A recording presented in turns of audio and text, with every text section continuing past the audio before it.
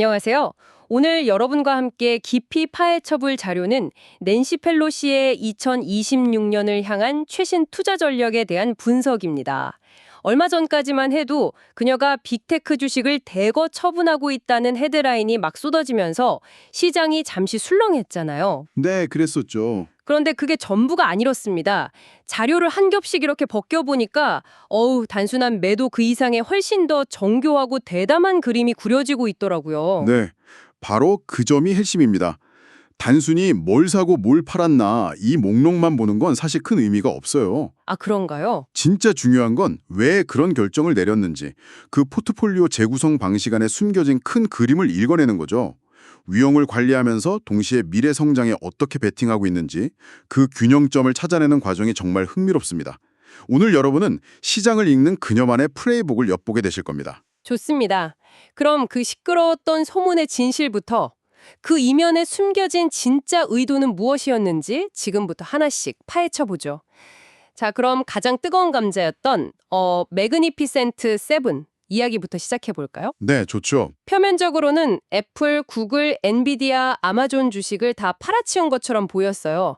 이게 정말 빅테크 시대의 끝을 예고하는 신호였을까요? 결론부터 말씀드리면 정반대입니다. 정반대요? 네, 떠나는 게 아니라 오히려 더 깊이 들어가는 움직임이었어요. 2025년에 엄청난 수익을 안겨준 이 주식들의 이익을 일단 실현한 건 맞습니다. 하지만 그게 끝이 아니었죠. 이익을 실현했다는 건 일단 현금으로 바꿨다는 거군요. 그렇죠. 전략은 크게 세 단계로 볼 수 있어요. 첫째, 기존 주식을 팔아서 수익을 확정한다. 둘째, 그 돈으로 세금을 내고요. 일부는 또 자선단체에 기부하는 방식으로 세금을 줄이는 영리함도 보였죠. 아, 덜세까지. 네, 예를 들어 애플 주식으로 낸 막대한 수익 중에 상당량을 기부해서 절세 효과를 톡톡히 봤습니다. 잠깐만요. 그럼 세 번째 단계가 가장 중요한 핵심이겠네요. 남은 돈은 어디로 갔나요? 바로 그겁니다. 남은 자금으로 립스라는 장기 콜옵션을 대거 사들였습니다. 립스요? 네, 이걸 쉽게 비유하자면 10억짜리 집을 통째로 사는 대신에 계약금 1억만 걸어두는 것과 비슷해요. 아, 나중에 집값이 12억으로 오르면 1억만 투자해서 2억의 시세 차익을 전부 누릴 수 있잖아요. 그렇죠. 주식에서도 똑같습니다. 훨씬 적은 자본으로 향후 주가 상승에 대한 모든 잠재력을 확보한 거예요. 이익을 실현한 거의 모든 빅테크 종목에서 이 전략을 똑같이 사용했습니다. 와, 그러니까 펠로시가 빅테크를 버렸다는 헤드라인은 완전히 틀린 거였군요. 그렇죠. 오히려 수익금으로 세금까지 내고 남은 돈으로 더 큰 수익을 노리는 레버리지 베팅으로 전환한 거네요. 근데 잠깐만요. 이건 반대로 말하면 훨씬 더 위험한 포지션으로 바꿨다는 거 아닌가요? 맞습니다. 옵션은 잘못되면 투자금 전부를 날릴 수도 있잖아요.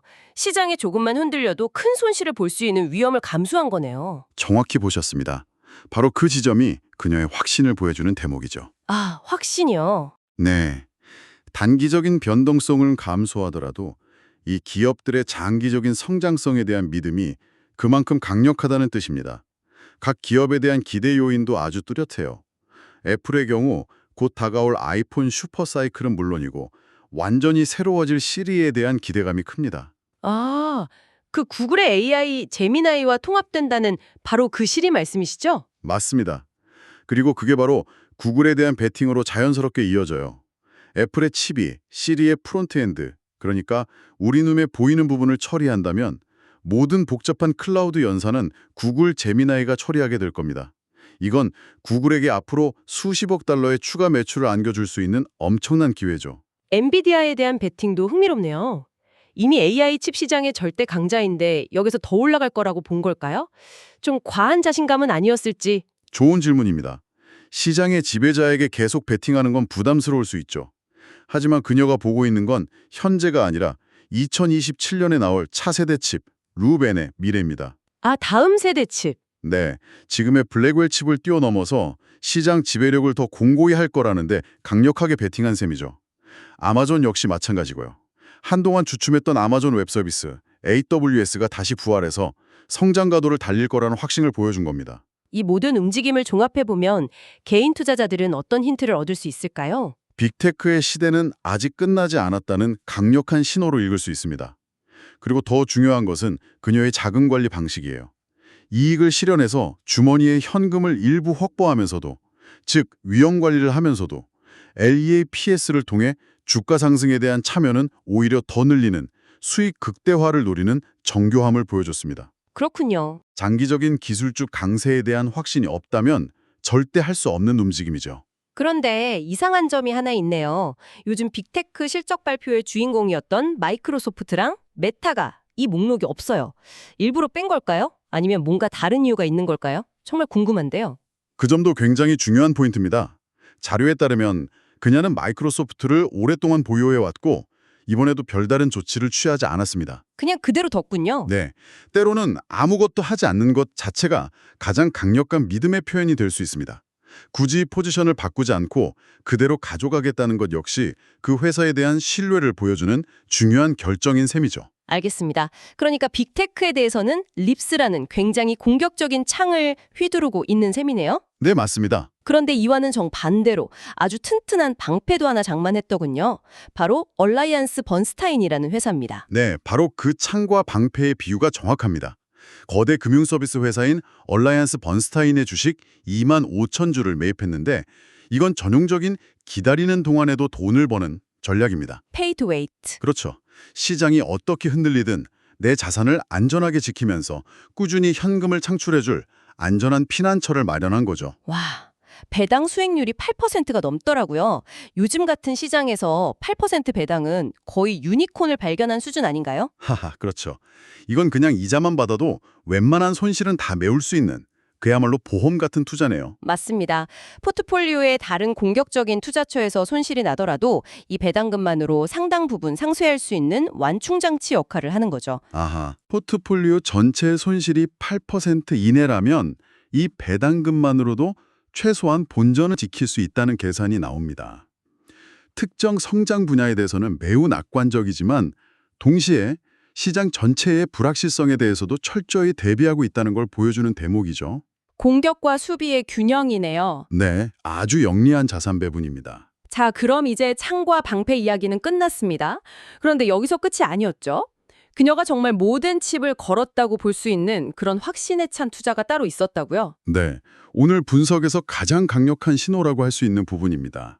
앞서 이야기한 빅테크 투자는 옵션을 사는 곳이었죠. 네. 하지만 지금부터 이야기할 두 회사는 이전에 보유하고 있던 장기 콜옵션을 아예 행사해서 실제 주식으로 전환해버렸습니다. 옵션을 주식으로 바꿨다는 건 어떤 의미인가요? 단순히 시세 차익을 노리는 걸 넘어서는 건가요? 훨씬 큰 의미를 갖습니다.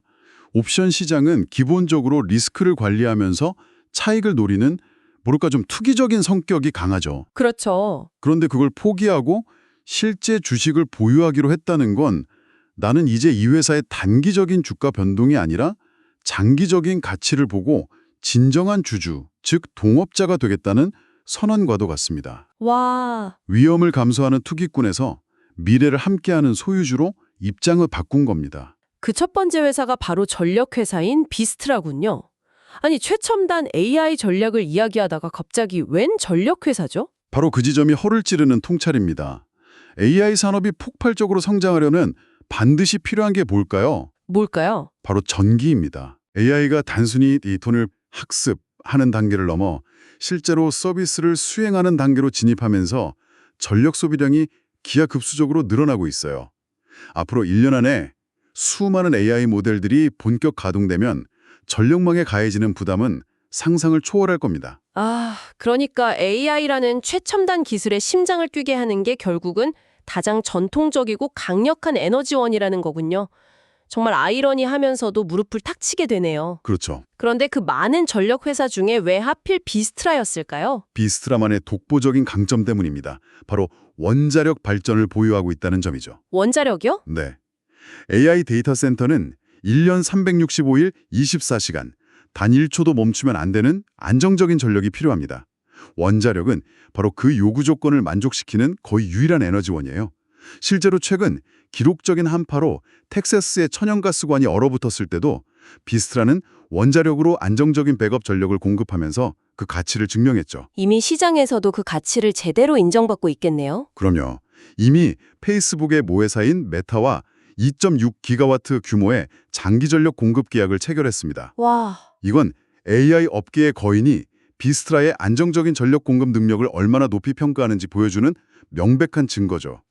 자료에 따르면 당시 스코시아뱅크는 주가가 $164일 때 목표 주가를 거의 2배 높은 $300로 제시할 만큼 미래를 매우 밝게 보고 있었습니다. AI 시대의 숨은 수혜주를 정확히 꿰뚫어 본 거군요. 자, 이제 마지막 회사입니다. AI를 직접 활용하는 헬스케어 기업 템펄스 AI. 이건 정말 오늘 이야기한 종목 중에 가장 위험해 보이는데요. 네, 바이오테크와 AI의 조합이라니 변동성의 끝판왕 같거든요. 맞습니다. 가장 위험성이 높은 두 분야가 결합된 투자처죠. 템퍼스 AI는 암 치료에 내비게이션을 만드는 회사라고 생각하시면 쉽습니다. 내비게이션이요? 네, 예전엔 의사들이 경험과 일반적인 데이터를 바탕으로 이쪽 길로 가보자 하고 항암 치료 방향을 정했다면 템퍼스 AI는 환자 개인의 암세포 DNA와 RNA라는 지도를 AI로 정밀 분석해서 이 환자에게는 이 길이 최단거리이자 가장 효과적인 길입니다 라고 콕 집어 알려주는 거죠. 인간 의사보다 더 빠르고 정교하게 환자에게 맞는 치료법을 찾아내는 알고리즘이군요. 정말 미래 기술이긴 한데 아직은 좀 아이디어 단계에 가까운 거 아닌가요? 그게 바로 펠로시가 옵션을 주식으로 전환한 이유입니다. 템퍼스 AI는 이제 과학 실험 단계를 지나 실제 제품을 출시하고 성과를 내기 시작했습니다. 아, 성과가 나오고 있군요. 네, 템페스트 IPS 시스템이나 페이지 프리딕트 같은 실제 제품들을 통해 매출이 전년 대비 30%나 증가했거든요. 물론 아직 애널리스트들의 평가도 보유와 매수가 섞여 있고 목표 주가 범위도 넓을 만큼 불확실성이 큰 건 사실입니다. 그런 불확실성에도 불구하고 진정한 주주가 되기로 결심했다는 건 그만큼 장기적인 파괴적 혁신에 대한 믿음이 강하다는 뜻이겠군요. 정확합니다. 단기적인 주가 등락은 감소하더라도 이 회사가 미래의 암치료 패러다임을 바꿀 것이라는 데 자신의 돈을 걸고 동행하겠다는 강력한 의지를 보여준 거죠. 하이 리스크, 하이 리턴의 정수라고 할 수 있습니다. 오늘 이야기를 정리해보니 낸시 펠로시의 투자 전략이 정말 입체적으로 보이네요. 네, 빅테크에 대해서는 립스라는 창으로 공격적인 수익을 노리고 얼라이언스 번스타인이라는 방패로 포트폴리오 전체를 방어하고 마지막으로 비스트라와 템퍼스 AI처럼 미래를 바꿀 거라 확신하는 분야에는 직접 주주가 되어 장기 동행하는 모습입니다. 네, 단순히 유망해 보이는 종목을 몇 개 고르는 차원이 아니었죠. 위험과 기회를 정교하게 저울질하면서 미래 트렌드에 맞춰 포트폴리오 전체를 하나의 유기체처럼 구축하는 전략적 접근법을 엿볼 수 있었습니다. 공격과 수비, 그리고 미래에 대한 확신이 완벽하게 조화를 이룬 하나의 플레이복을 본 느낌입니다. 오늘 분석을 들으면서 비스트라나 템퍼스 AI 같은 종목에 대한 그녀의 투자는 어쩌면 AI 기술 자체뿐만 아니라 관련 인프라나 규제 환경에 대한 깊은 이해가 있었기에 가능했을 거란 생각이 드네요. 그럴 수 있죠. 여기서 여러분께 마지막으로 생각해볼 질문을 하나 드리고 싶습니다. 기술과 정책이 이토록 긴밀하게 얽힌 세상에서 특정 산업의 규제 환경에 얼마나 가까이 있는지가 다른 시장 참여자들보다 먼저 미래의 흐름을 읽어내는데 얼마나 결정적인 정보의 비대칭성을 만들어낼까요?